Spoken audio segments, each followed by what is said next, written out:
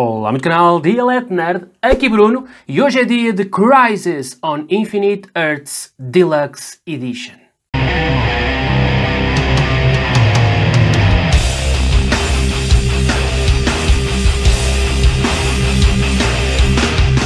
Ora, existem imensas versões desta história. A que eu trago aqui é a mais recente de todas, que saiu nos Estados Unidos, que é a Deluxe Edition relacionada com os 35 anos desta história.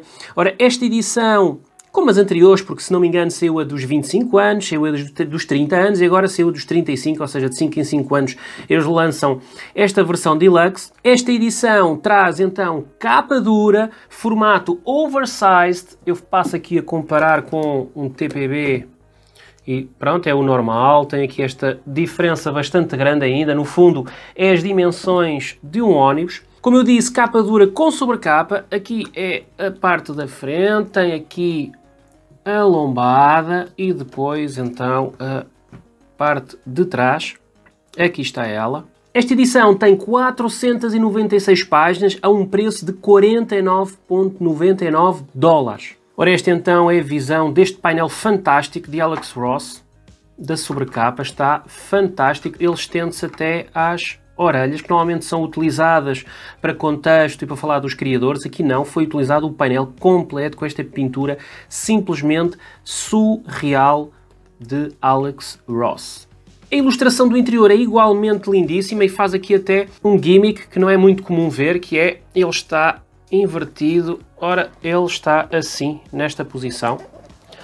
Ou seja, temos aqui então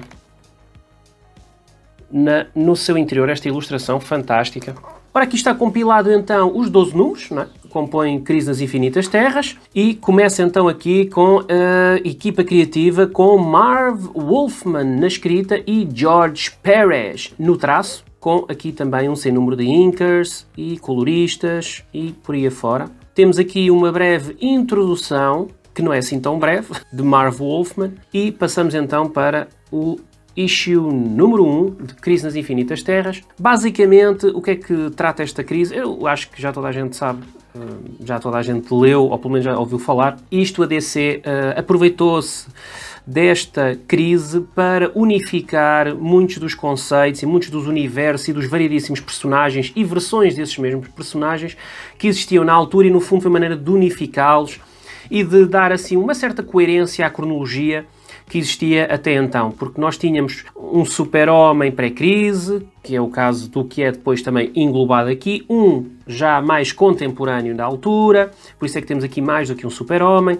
Tínhamos também algumas versões dispares da própria Mulher Maravilha, tínhamos as mais visíveis eram as situações, por exemplo, do Lanterna Verde, que nós tínhamos o Hal Jordan e tínhamos também o Scott. Ou seja, no fundo foi uma maneira de dar um bocadinho de lógica a tudo o que tinha acontecido até então e de colocar então os heróis nos seus devidos lugares, de forma a fazer sentido. Como é que eles fizeram isso? Começaram a atribuir nomes, neste caso, a vários universos, então criaram o conceito do multiverso, que aqui depois acabou por se tornar unificado, utilizando aqui o conceito do Anti-Monitor, que seria então uma entidade super poderosa que andava a destruir então esses mesmos universos, ficando por fim a restar apenas a Terra que nós conhecemos. Para contrariar então as intenções desse Anti-Monitor, temos este personagem então, que será a sua contraparte, que era o Monitor, que juntamente com outros personagens aqui e alguns heróis também de vários desses universos tentam então bloquear as investidas deste Anti-Monitor, por forma a que não sejam destruídos todos esses universos que muitos destes personagens são oriundos. Esta história, como dá para ver, é ricamente ilustrada por Jorge Perez, é sempre um destaque que eu gosto de fazer.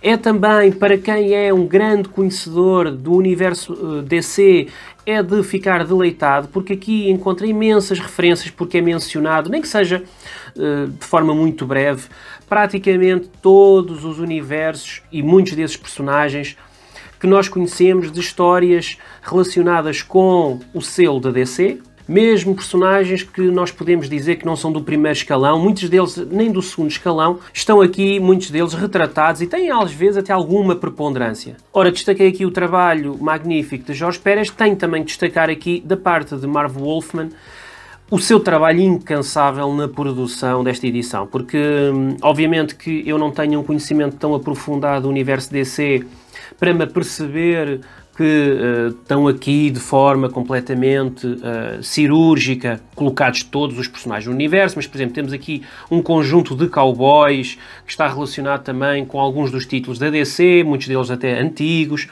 Ou seja, eu não tenho um conhecimento tão aprofundado, por assim dizer, mas reconheço que, mesmo que não esteja aqui tudo 100%, no ponto, está aqui um trabalho surreal, não é? Eu sei que poderá não será só de Marv Wolfman, existiria uma equipa por trás, e acho que isso até acaba por ser mencionado depois aqui nos extras que eu já passo a mostrar, mas não queria deixar de mencionar que está aqui um trabalho de pesquisa, de muitas horas de personagens, que muitos deles estão mais esquecidos. Por exemplo, quem é que conhece, ou melhor, alguns conhecem, mas este personagem, não sei, que não faço ideia quem seja, nunca li nenhuma história dele, e como este personagem traz vários. Destaco também aqui o número 7, não é? Que tem esta capa emblemática. Esta capa marcou um bocadinho a minha infância, porque eu cheguei a ter o Super Powers, quando saiu da Abril, que tinha esta exata capa, e foi engraçado, nessa altura tinha sido o único título que eu tinha lido da Crise das Infinitas Terras. Aquilo na altura fez-me imensa confusão, não estava a perceber rigorosamente nada do que estava a passar,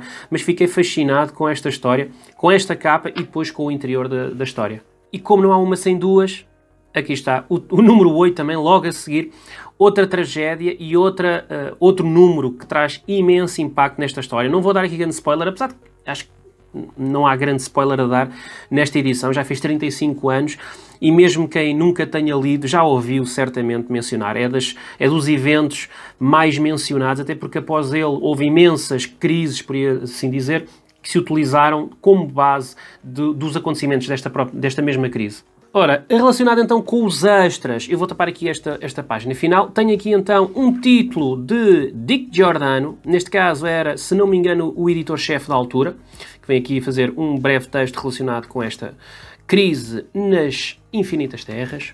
De seguida temos então um guião aqui com o plot principal, uma dead list, que é engraçado, tem aqui a lista dos heróis e dos personagens que eles iriam querer apagar da existência nesta história. Alguns sketches aqui do próprio Jorge Pérez, mudanças aqui nos uniformes, temos aqui a comparação, aqui os pencils basicamente e aqui já a arte finalizada, mais pencils. E depois temos então aqui mais extras com a história do universo DC. Começa então aqui com o texto introdutório e de seguida começa a destrinchar. Este texto introdutório é também de Marv Wolfman e começa então a destrinchar tudo o que tinha acontecido, as bases.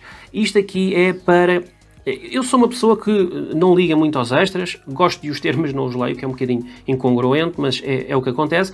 Mas isto sim, para ficar a perceber não só esta história, mas para enriquecer mais o conhecimento em relação ao universo DC, está aqui estes extras fantásticos que vêm a falar de muitos dos intervenientes deste evento, vêm aqui discriminar personagens que aparecem, muitos deles não muito, mas que têm alguma influência no desenrolar da história, estão aqui mencionados, está aqui explicado que universos vieram, o que é que eles na altura representavam e por aí afora está aqui tudo destrinchadinho, aqui a papa toda já moída, só para apreciar.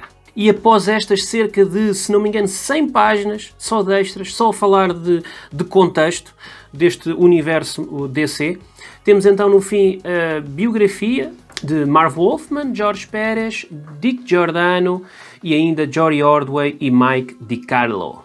Em relação ao binding, ele acaba por ser cozido, mas ao mesmo tempo tem muita cola. Ele não abre praticamente nada aqui, não tem praticamente olho nenhum, o que faz com que ele tenha alguma dificuldade em abrir.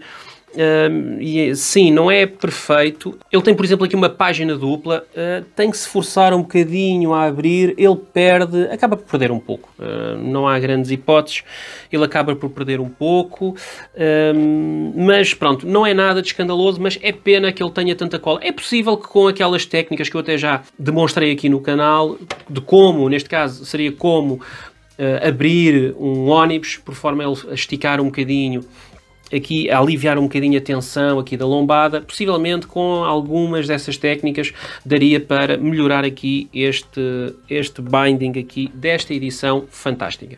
E pronto, este foi então o meu vídeo de overview de Crisis on Infinite Earths, esta edição dos 35 anos, esta Deluxe Edition, que está um primor, está fantástico.